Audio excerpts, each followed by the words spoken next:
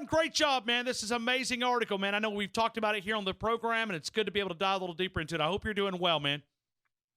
Appreciate you, buddy. Yeah, it's a lot of fun to put together something like this, and this is something different. You mentioned, 2,500 words.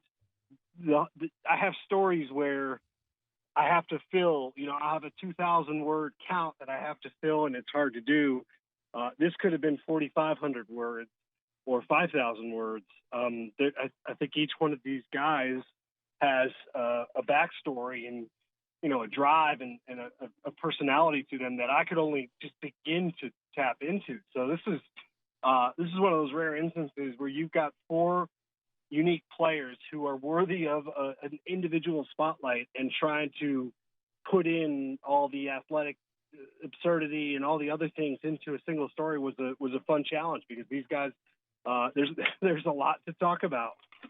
All right, Adam, let me ask you your favorite part of this story as you go through and you try to look at things. Was there a moment that you're doing the story, that you're writing the paragraph or the sentence or whatever, that kind of grabbed you? What's your favorite moment of this story? I think the most striking thing, so you go into something like this, and I know Jerry Jeudy is like an absurd human being and an absurd football player. So when I hear things that confirm that, it doesn't shock me. I think the most interesting part, and there's so much to it though, when I talk to Devonta Smith and he speaks about the catch to win the national championship, how this sort of hangs over him like almost like a dark cloud in some ways. And look, he said, who wouldn't want to have a moment like this? Of course, he's deeply grateful, and yet he's spent the better part of the last 2+ years trying to reinvent himself as something more than the guy whose 8th catch his freshman year won a championship. So to me, there's a weight to that. Of course, this is a guy that people who listen to your show and just college football fans in general, they're going to talk about Tua's throw, and they're going to talk about the guy who came down with it on 2nd and 26 to win a national championship. And there's and that's great. There's a weight to that as well with him. And I think it's something he's trying to free himself of. And I thought just the discussion about that, surrounded by all these absurdly gifted players, was just really, really interesting to dive into. Going back, and I think I've told you this the last time you and I spoke, I walked into the locker room in Atlanta when he just won the national title, and it was after a lot of the media had separated, and I just got a quick 2 minutes with him, and one of the questions I said, do you realize what happened? What just happened? I mean, because I realized the historic significance of what just happened in the last 25 minutes. I mean, this guy's going to be on every living room known to man, and he is. I mean, you walk through town, and the photo of Tua Tagovailoa and connected with Devonta Smith, and I walked up to him, and he goes, I have absolutely no clue. He was numb then. Yeah. He was totally – he knew what had just happened, but I don't think he really truly understood the significance of it. No, and again, it's one of those moments that snap answer, quick response. Of course you want to be there, and he wouldn't change that. Of course you want to be that guy. But I just think it's one of those things to have that kind of success so early. And I think Tua deals with this in a different scope, the position and the success. To have that kind of success and to be surrounded by this many supremely gifted athletes. And ultimately, I think Devonta's going to be one of those guys that in terms of his ability, you may not appreciate him until he's completely gone. I think people appreciate him in Alabama. He could never play another down, and people will celebrate him. I don't know if you fully understand exactly what he is until he's in the NFL, and that's the most intriguing part. The other thing that surprised me, again, Henry Ruggs being as fast as he is doesn't necessarily shock me. I thought it was a fun conversation to talk about that. The sense I'm getting is that Jalen Waddle is going to be a Reggie Bush type player. And I've heard some things, reading some things, talking to some people who have thought that maybe he's the best player on the team right now. And talking to his coaches and seeing grainy cell phone clips of him doing like a 360 dunk at 5'9" at the time, this is not normal. This is not normal. And for him, I mean, that's the other guy that I can't wait to watch more of this year, because as good as he was, it feels like we're just getting going with him, and he's going to just be something really, really different for them. We're talking to Adam Kramer, national college football analyst, who has penned a great article on BleacherReport.com talking about Alabama's wide receivers. He spent a lot of time in Tuscaloosa, spent a lot of time at SEC Media Days, gathering a lot went into this article. Meet college football's scariest unit. Adam, a caller called up just a couple of minutes ago and wanted me to ask and work into the conversation, what's your favorite part that did not make the article, or something that you could tell us that got cut out? Because we know, as you said, I mean, you could spend 4,500 words. Is there a comment out there that didn't make the article that you could share with us? I'll say this. I don't want to tip my hand too much, because these are stories I eventually want to write. That's how strongly I feel about it. I think there's pieces of Jerry Jeudy's backstory and Henry Ruggs' backstory, and this is nothing controversial at all. In fact, it's quite the opposite. There's personal things to these guys, like stuff that they've endured, that is so that, again, it would have been insulting for me to try to incorporate that into 450 word snippet of each guy. And that was the challenge of this. And that's stories, when we talk about Josh Jacobs, that was a 2,200 word story, a very personal story on Josh's, what he endured, devoted solely to Josh. I'm not comparing those by any means, but I think in general, the stuff that I had to leave out was the stuff I love to write about. And I think all of these guys have dealt with some of that to some degree of variance. And when you write a story, you can't just touch on something like that. To me, I was worried about this being so football centric that, you leave that behind. It's just it would be 5,000 words if you were going to do that. So when I say I think each one of these guys is worthy of their own massive deep dive, I believe that. And I think a lot of the stuff I'd like to do would be included in that eventually. And I would imagine the next year or so, hope to dive into at least one or two of these guys. You also involved your colleague, Matt Miller, which is the guy that we feature as far as a draft analyst for the Bleacher Report, a guy that understands what it takes to make it to the next level. I'll read you the quote. Quote, "Someone is going to overthink that he's not very big," an NFL scout told BleacherReport.com, "and they're going to miss out on the next Odell Beckham or Antonio Brown," end quote. That's a big quote. It's a big quote. Look, I've talked to him, Matt Miller. I trust Matt's draft opinion just about more than anybody.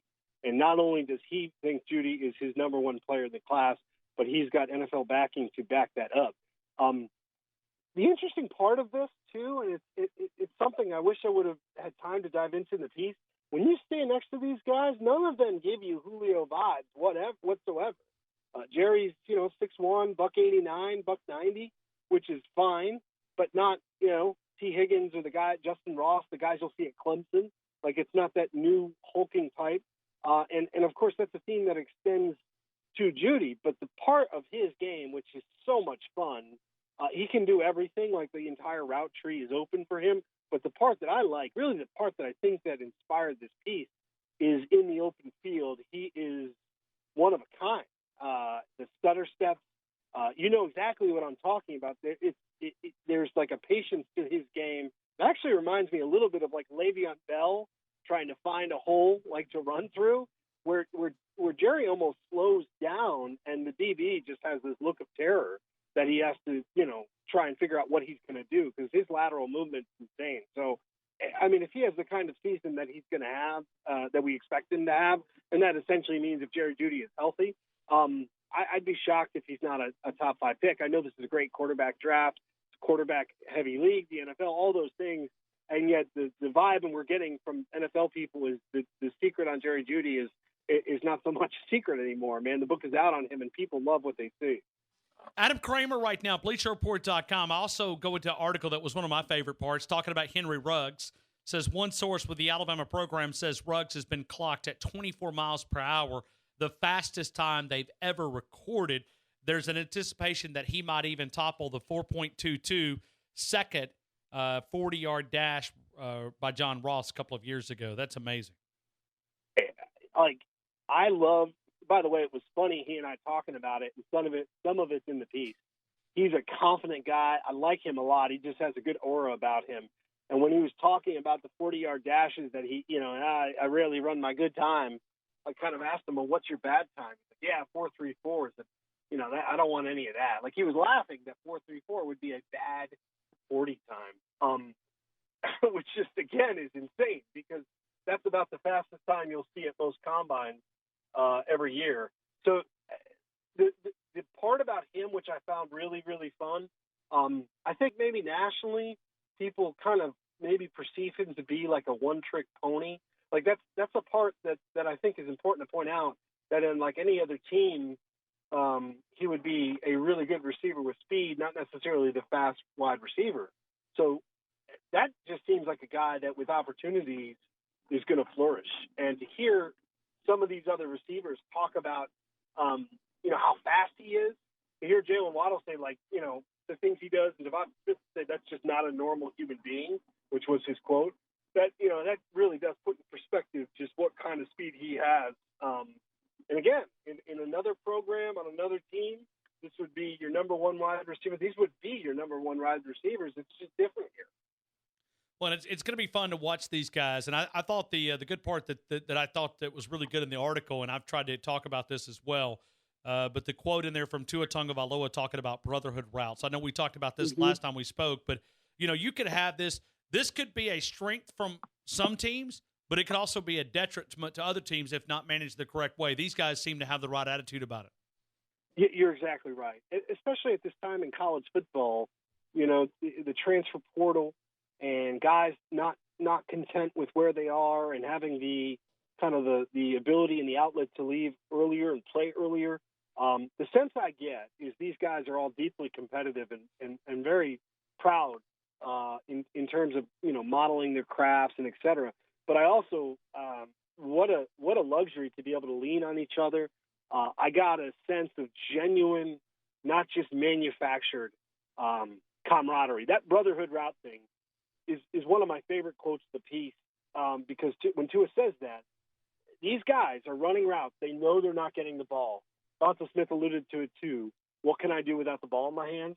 That may seem like nothing, like you're doing your job, but in football, that to me, that says a lot when guys are really selling it and running routes that they're essentially being decoys the majority of the time for each other. So I'm with you.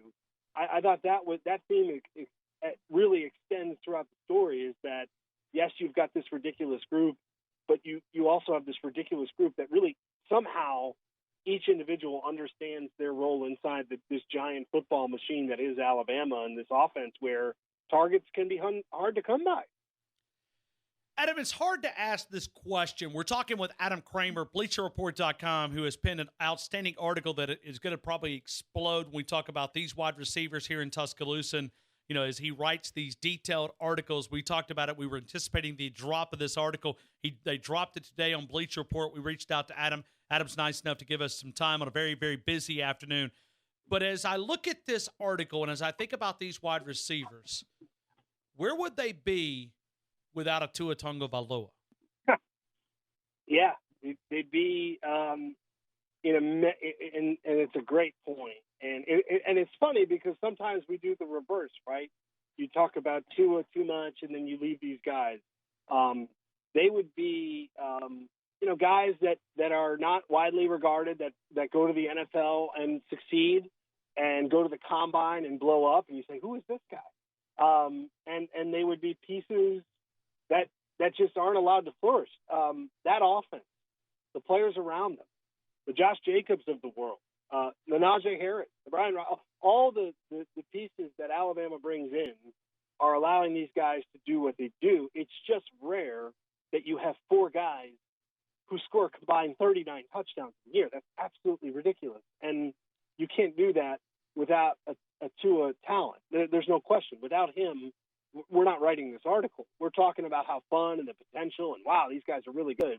But you think about the catch dating back to Devonta Freeman.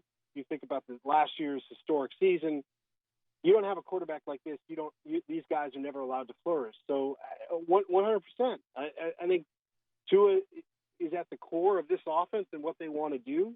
And these guys know that. I mean, that's probably another story. And quotes and reporting I have is, what do these guys think of Tua? And of course, they all glow about him because they know just how important it is, not just for the team, but for these guys who all of them are going to play in the NFL. They know exactly what Tua means for all those dreams of, and financially what he means for their hopes here over the next 1 to 2 years. Adam, how big of a gap is it between Alabama's wide receivers and Amari Rodgers and T. Higgins and Justin Ross, which is Clemson wide receivers? How big of a gap is it? It's hard to say. It's close, man. I mean, T. Higgins, and they're different. I know Clemson's got a couple of wide receivers, freshman guys that people are glowing about. And again, though, let's translate this back to the origins. Both have superstar, legendary quarterbacks. The hardest part of that evaluation, honestly, is just how different their games are. I think top end, I think Justin Ross is going to end up being a Jerry Jeudy type. Truly, I think he's going to be that type of player. And I think Clemson's about the only team. I know Ohio State has some pretty nice players. I think Clemson's about the only team that compete. Would it surprise me is if after this year Clemson has closed that gap? Not at all. They've got something special cooking there, and their wideouts are great. I think the fun contrast is, by the way, is kind of what I mentioned earlier, is body type. I mean, Clemson's got a bunch of guys that are 6'4" and 215 pounds. Alabama, 5'9", 5'10". I mean, Devonta Smith is probably 175 pounds. You don't have a player over 200 pounds, and Alabama makes it work. I mean, there's lots of different ways to cut these guys, no question. I just love how different they look and how different they play the position. Adam, I'm going to give the final quote here, and I love it. Teams will have to figure out a way to cover 4 of the premier wide receivers of the country, brotherhood routes and all, and one of the nation's most exceptional quarterbacks will be on the other end delivering the ball. And as you put, good luck. What are teams going to do? Tua said it earlier this week. He said, if they stay in man, we're going to torch them. I mean, he literally said that. I mean, we're talking about a starting quarterback in the Nick Saban era says, if they stay in man, we will torch the defense. And it was one of those subtle comments. He's right. They're going to have to play zone, and then that's going to open up Alabama's rushing attack and all those running lanes. But what are teams going to do when they line up against these 4? Think about your average SEC team and what their fourth corner or their linebacker is going to do here. What do you do? You don't do anything. The plan to disrupt Alabama has to start up front. And we saw teams do it last year, and I'm not encouraging this. You saw teams diving at Tua's knee last year. Multiple teams. You know Sure. why? Because that's how you stop him, sadly. I mean, it was grotesque to see. But you're not going to slow down these wide receivers. If you don't get a pass rush, you are going to be torched. So the answer is you have to generate a pass rush, and I do think there's an incredible amount of pressure on the offensive line to not only keep Tua upright, but allow these guys to go through the full route tree, although most of them need about 5 yards. They can do it themselves. I think the other component of this, if we're doing this is the worrisome. We talk so much but good, but there's some concern points. Tight end was such a critical position for them last year. When you look at what Smith did in the middle of the field, can you replicate that? Can you have one of your running backs become such a receiving threat like Jacobs was? And these are all luxuries, right? Like these are rich team, rich program problems. But, the answer is try to get a pass rush, try to make Tua uncomfortable, try to force him to throw the ball earlier than he would like to, because if he gets enough time, you have no chance. You have no chance to stop this offense. It has to start up front. Adam Kramer, sit back, enjoy the weekend. I hope you got a lot of things planned for this final weekend without college football, man. We enjoyed the article. It's a great conversation. We'll continue to invite people to go to Bleacher Report, connect with you on the Twitter account, Kegs and Eggs on the Twitter account. Adam Kramer, excellent job. A+, championship caliber article on BleacherReport.com. We appreciate you taking time to discuss it here in T-Town, man. I appreciate you, and I appreciate that, man. I'll talk to you soon.